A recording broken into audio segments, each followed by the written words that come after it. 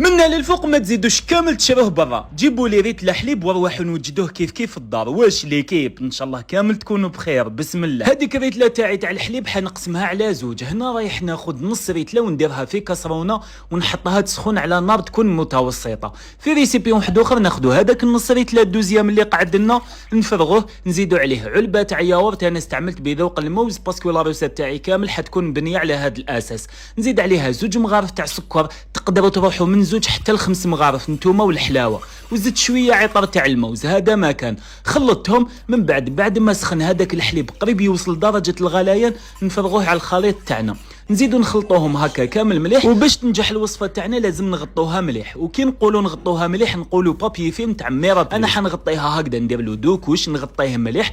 من بعد كيما راكم تشوفوا نزيد عليه طرشونه من الفوق. نتوما تحبوا طرشونه ولا واش عندكم تغطوه. والفور كنت شعلته من قبل ما نبدا الوصفه تاعي كان سخن مليح. طفيته ودخلته لداخل خليته قعد 4 سوايع تما. من بعد جبدته خليته ليله كامله في الثلاجه. غدوه من داك شوفوا القوام اللي تحصلوا عليه يجيكم خير من اللي تشبه في برا. بنين ناقص سكر وزيد ما فيه حتى مواد حافظه. وما تنساوش ديروا حفظ الوصفه باش تعاودوا تولوا ليها. وهنا كفكره برك تقدروا ديروهم في هذا القرع تاع بلاستيك وتعطوهم يدهم لولادكم لو مجا المسيد. ان شاء الله تجربوها وتعجبكم وبصحتكم ليكيب.